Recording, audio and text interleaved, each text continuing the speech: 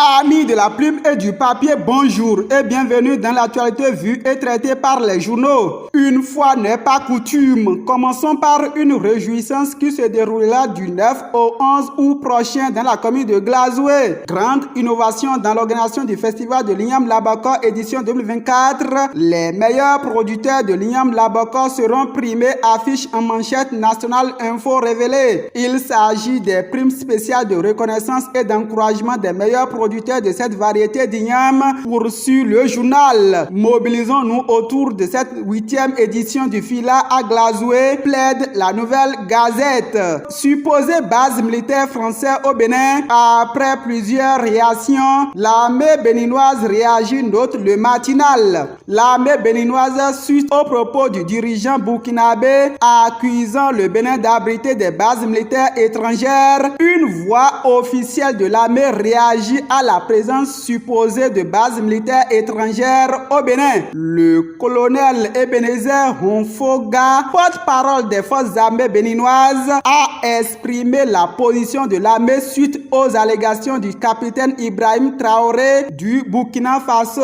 écrit le télégramme. Le Bénin a des bases militaires, mais le Bénin n'a pas vocation à avoir de bases militaires étrangères. Pour avoir une base militaire, il faut que le pays qui accueille puisse en manifester la demande et que le partenaire qui veut s'installer aussi puisse exprimer, dit le porte-parole des forces armées béninoises dans les colonnes du journal. Et les 4 vérités d'afficher, supposées bases militaires étrangères au Bénin, l'armée clarifie. Victor Tokpa nous demande les preuves satellitaires. Wilfried Humbedji déplore les propos mensongers, député à Hossi. En effet, cet élu du parti Les Démocrates s'était prononcé sur l'actualité relative à la présence de bases militaires françaises sur le sol béninois. Après la sortie à polémique du président burkinabé, le capitaine Ibrahim Traoré, le député de l'opposition béninoise, a semblé apporter de l'eau au moulin de ce dernier,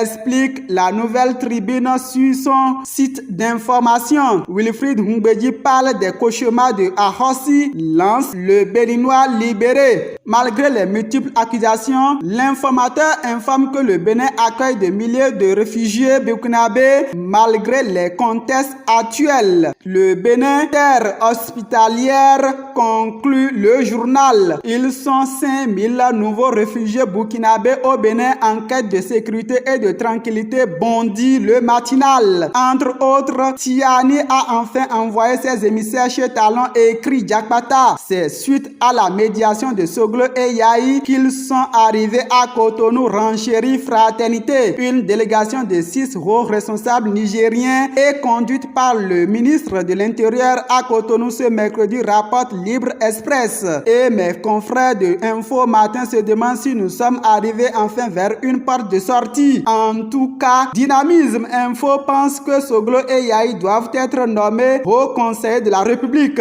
Après la rencontre des émissaires du général Tiani en présence du président Talon et des 2 anciens chefs d'État béninois, les Nigériens repartent de Cotonou satisfaits. Les lignes bougent enfin entre les 2 pays, se félicitent les 4 vérités. Déjà, le Niger envisage le futur avec le Bénin après une mission à Cotonou, commente l'investigateur. Lors de cette rencontre, le général Mohamed Toumba, chef de délégation, a exprimé sa satisfaction sur les échanges avec la partie béninoise. Selon ses explications, cette visite qui visait à discuter des tensions récentes entre les 2 pays a atteint ses objectifs. Nous avons été entendus. Ils ont été ouverts à toutes les propositions. C'est une mission très positive qui a atteint ses objectifs, a-t-il déclaré dans un reportage de la télévision nationale nigérienne. Pour le ministre d'État nigérien en charge de l'Intérieur, de la Sécurité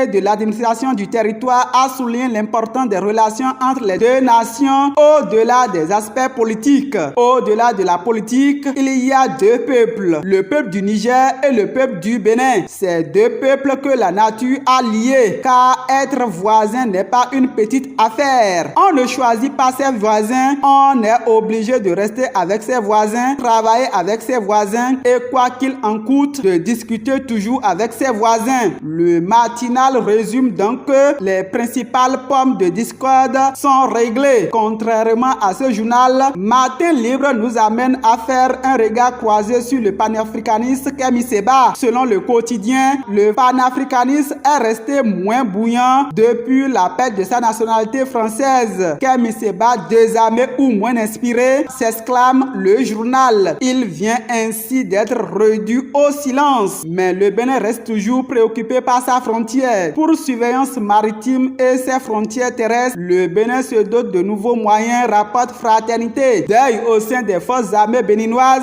ce jeudi 25 juillet 2024 à Karimama, au nord-est du Bénin. Une attaque terroriste a ciblé un groupe de l'armée en faction dans le parc W de Pandjari, Fleur Africa Ho. Dans le département de l'Atakora, le maire de Bukumbe échappe à un assassinat, rapporte les quotidiens. Le drame évité de justesse devrait se produire dans la nuit du samedi 20 au dimanche 21 juillet 2024. Selon le Télégramme, le domicile du maire aurait été attaqué par des individus armés non identifiés. Voulant atteindre leur cible, ils ont ouvert le feu sur son domicile. Mais les forces de défense et de sécurité ont automatiquement répliqué. Des minutes après, les lieux ont été sécurisés grâce à un détachement policier. Deux malfrats neutralisés, rapport d'Abarou, proactivité de la police contre un projet d'assassinat du maire de Bukumbe, un exemple typique de coproduction de la sécurité, recommande le grand regard. Inégalité et pauvreté, à qui profitent les richesses de l'Afrique, s'interroge l'économiste.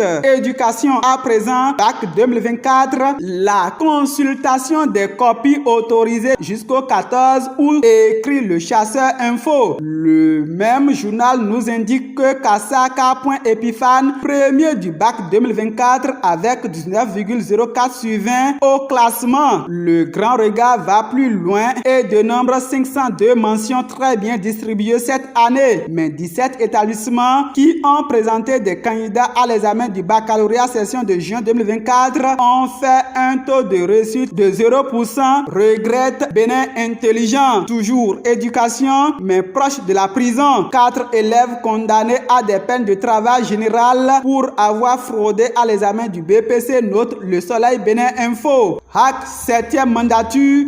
L'ère locaux s'ouvre, commente Fraternité. Édouard Locaux à propos de la presse béninoise. On était fiers d'être journaliste. Maintenant, on se cache, souligne Bénin News. On reste toujours dans le cercle des médias. La mort a encore frappé. François-Xavier Noumon n'est plus. Le journaliste et télé est décédé des suites à un accident de circulation de la nuit de dimanche à lundi. Le journal national Info révélé s'incline devant la mémoire de l'illustre disparu. Mort des journalistes selon Dabarou, le décès en cascade des professionnels des médias au Bénin. De la misère à la mort, le 4e pouvoir subit une hécatombe. Gestion de la dette au Bénin, les entreprises publiques doivent 309 milliards de francs CFA à fin mars 2024, a calculé l'investisseur. Rapport de la Banque mondiale, le Bénin occupe la deuxième place en Afrique en politique publique,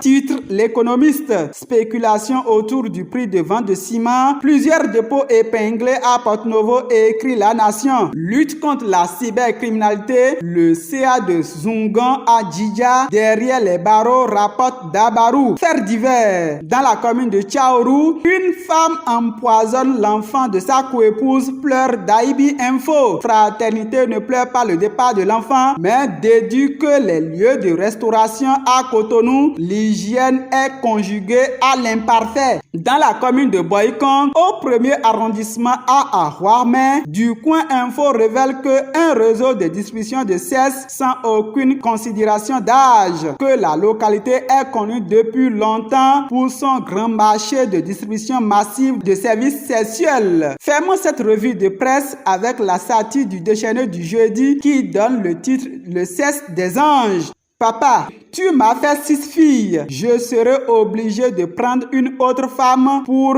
avoir un garçon qui prendra ma relève. Maman, ok, c'est bon. Moi-même, je vais essayer de faire un garçon avec le voisin. J'en cherche aussi. Et le papa de répondre à Kobano. Je blaguais seulement, voisin Jean. De l'humour à la réalité, ce n'est qu'un pas. Prenez soin de vous. Gildas Odjumani, on se retrouve bientôt.